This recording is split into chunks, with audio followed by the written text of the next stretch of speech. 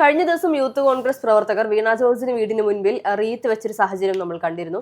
ഇവിടെ നമ്മൾ ഏറെ ശ്രദ്ധിക്കേണ്ടത് ഇതുവരെയും കോൺഗ്രസിന്റെ ഒരു നേതാക്കന്മാരും ഇതിനെ അനുകൂലിച്ചുകൊണ്ട് രംഗത്ത് വന്നിട്ടില്ല എന്നുള്ളതാണ്. ഇതേ സാഹചര്യത്തിൽ കുറച്ച് ദിവസങ്ങൾക്ക് മുൻപ് ഇത്തരത്തിൽ പയ്യന്നൂരിൽ കുഞ്ഞികൃഷ്ണന്റെ പുസ്തകം ഏറ്റുവാങ്ങിയെന്ന കാരണം കൊണ്ട് VS അനിൽകുമാറിന്റെ വീടിന് മുന്നിൽ CPM പ്രവർത്തകർ റീത്ത് വെക്കുകയും അതിനെ CPM നേതാക്കൾ സാധൂകരിച്ചുകൊണ്ട് പറയുന്ന ഒരു സാഹചര്യം നമ്മൾ കണ്ടിരുന്നു. ഒരർത്ഥത്തിൽ പറഞ്ഞാൽ തങ്ങൾ അത് ചെയ്യുമ്പോൾ ന്യായീകരിക്കുകയും അതുപോലെ തന്നെ തങ്ങൾക്കെതിരെ വരുമ്പോൾ അതിനെ അനുകൂലിക്കാൻ പറ്റാതെ നിന്ന് വിയർക്കുന്ന ഒരു CPM നേതാക്കളെയാണ് ഇപ്പോൾ നമുക്ക് കാണാൻ സാധിക്കുന്നത്.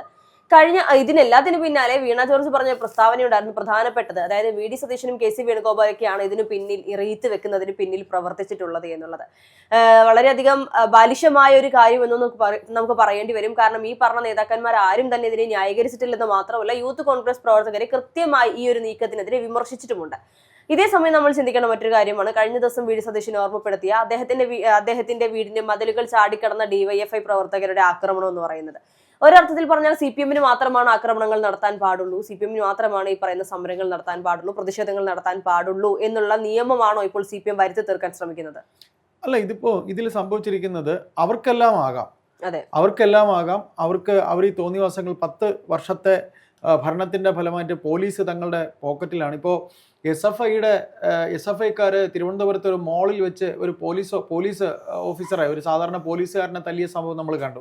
അതിനിപ്പോ ഈ കഴിഞ്ഞ ദിവസം പോലീസ് അസോസിയേഷന്റെ മീറ്റിംഗ് തിരുവനന്തപുരത്തുണ്ടായിരുന്നപ്പോൾ പോലീസ് അസോസിയേഷനിലെ ഒരു വിഭാഗം ഈ പറയുന്ന പോലെ പോലീസുകാരനെ തല്ലിയതിൽ കുഴപ്പമില്ല എന്ന രീതിയിൽ, അതായത് സാധൂകരിക്കാൻ ശ്രമിച്ച ഒരു സംഭവം അവിടെ ഉണ്ടായി.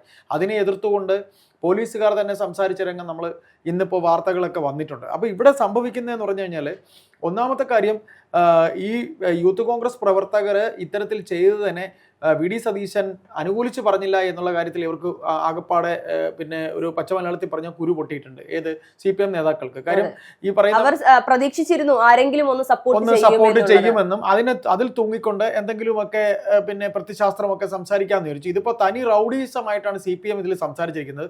മന്ത്രി ശിവൻകുട്ടി സംസാരിച്ച ഒരു തനി റൗഡിയെ പോലെയാണ് സംസാരിച്ചിരിക്കുന്നത്. അത് കേട്ടിട്ട് വല്ലാത്ത ഒരു ഇതാണ് തോന്നുന്നത്. പിന്നെ രണ്ടാമത് വീണ ജോർജ് പറയുന്നത് ഞാൻ ഇവിടെ തന്നെയുണ്ട്, അവർ ആരുടെ ബലത്തിലാണ് സംസാരിക്കുന്നത് എല്ലാവർക്കും അറിയാം. കാര്യം ഏത് ബലത്തിലാണെങ്കിലും ഇന്നലെ അവർ അവിടെ താമസിക്കുന്നില്ല എന്ന കാര്യം പോലീസ് കൊടുത്ത റിപ്പോർട്ട് അറിഞ്ഞായിരുന്നു. പോലീസിന് വീഴ്ച പറ്റിയില്ല എന്നാണ് പോലീസ് റിപ്പോർട്ട് കൊടുത്തിരിക്കുന്നത്. ഇതിൽ ഒരു കാര്യം മനസ്സിലായി, ഭരണം തീരാൻ പോകുമ്പോൾ പോലീസിന്റെ അവരുടെ സംരക്ഷണം, അതായത് പോലീസിന് അവരോടുള്ള കൂറ് കുറഞ്ഞു വരുന്നു എന്നുള്ളത് തന്നെ പൂർണ്ണമായി ബോധ്യമാണ്. അതായത് ഏതാണ്ട് 10 വർഷമാകുന്നു പിണറായി ഭരണം തുടങ്ങിയിട്ട്. ഈ പിണറായി ഭരണം തുടങ്ങിയ ശേഷം പോലീസ് എന്ന് പറയുന്ന സാധാരണ പോലീസാണ് സർക്കാരിന്റെ മുഖം, ആഭ്യന്തര വകുപ്പാണ് സർക്കാരിന്റെ മുഖം. ഈ പറയുന്ന എല്ലാ കാര്യങ്ങളും ഇവർക്ക് വേണ്ടി ചെയ്തിട്ട് അവസാനം മുഖ്യമന്ത്രി പോലീസിനെ കുറ്റപ്പെടുത്തുന്ന ശൈലിയിലേക്ക് പോയിട്ടുണ്ട്. പല പോലീസ് അസോസിയേഷന്റെ പരിപാടികൾക്കും സ്വാതന്ത്ര്യത്തിന്റെ പരിപാടിക്കും ഒക്കെ ഈ മുഖ്യമന്ത്രി ഈ പറയുന്നവരെല്ലാം ഒരുമിച്ച് അങ്ങ് അടച്ചാക്ഷേപിച്ച് സംസാരിക്കേണ്ട ഒരു സ്റ്റേറ്റ്മെന്റ് അങ്ങ് അദ്ദേഹം ഇറക്കും. പോലീസിനകത്ത് റൗഡികളെ വാഴിക്കില്ല, പോലീസിനകത്തുള്ള റൗഡിയിസം കൂടുന്നു എന്നൊക്കെ പറഞ്ഞൊക്കെ അദ്ദേഹം കുറെ വാചകം അടിക്കും. ഇപ്പൊ പോലീസ് കൈയൊഴിഞ്ഞിട്ടുണ്ട്. ഇതിന് റിപ്പോർട്ട് വന്നപ്പോൾ പോലീസിന്റെ വീഴ്ചയല്ല എന്ന് പോലീസ് നിഷ്കരണം പറഞ്ഞു. ഈ SFIക്കാർ തല്ലിയതിലും പോലീസിനകത്ത് ഭയങ്കരമായ ആഭ്യന്തര പ്രശ്നമുണ്ട്. എന്തുകൊണ്ട് പോലീസിനെ തല്ലിയതിന് പോലീസിനെതിരെ കേസെടുത്തു എന്ന് വരുന്നുണ്ട്.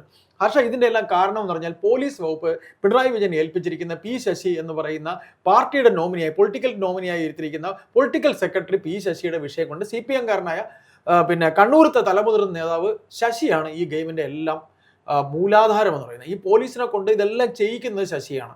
ശശിക്ക് പോലീസ് വകുപ്പിൽ ഭയങ്കരമായ ഒരു കഴിവുണ്ട്. പോലീസ് EK നായനാരുടെ കഴിഞ്ഞ മന്ത്രിസഭ, EK നായനാർ മരിക്കുന്നതിന് മുമ്പ് അദ്ദേഹത്തിന്റെ അവസാന മന്ത്രിസഭ, ആ മന്ത്രിസഭയിൽ അന്നും പൊളിറ്റിക്കൽ സെക്രട്ടറി ആയിരുന്ന ശശിയാണ് ആ ഭരണത്തെ കുളം തോണ്ടിയത്.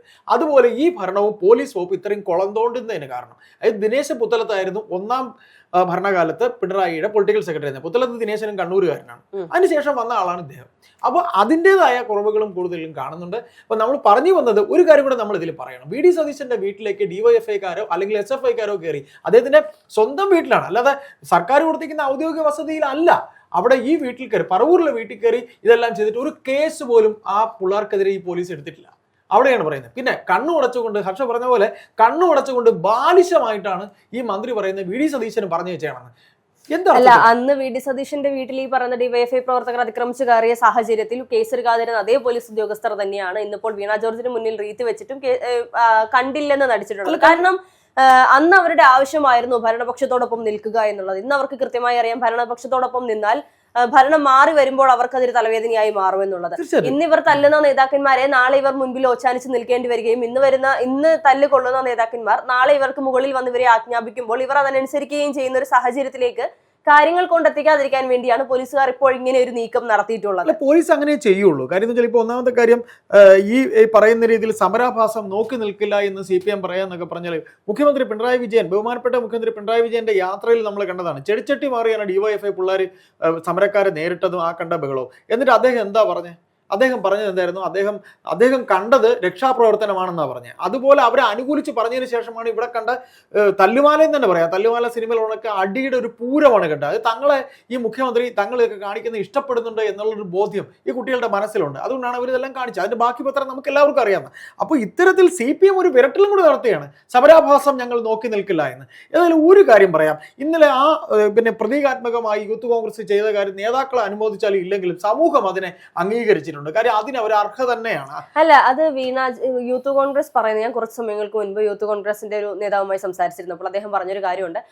ആ ഒരു റീത്ത് വെച്ചത് വീണ ജോർജിനല്ല. യഥാർത്ഥത്തിൽ വീണ ജോർജിന്റെ സിസ്റ്റം, പാളിപ്പോയ സിസ്റ്റത്തിനാണ് റീത്ത് വെച്ചിട്ടുള്ളതെന്ന്. അതിനേക്കാൾ ഉപരി അദ്ദേഹം പറഞ്ഞ മറ്റൊരു പ്രധാനപ്പെട്ട കാര്യം, ഇനിയിപ്പോൾ റീത്ത് വെച്ചു, റീത്ത് കണ്ടുകൊണ്ട് റീത്തിലെ പൂക്കൾ കുറഞ്ഞു പോയി എന്ന് പറഞ്ഞുകൊണ്ട് പരാതി പറഞ്ഞിട്ട് കാര്യമില്ല.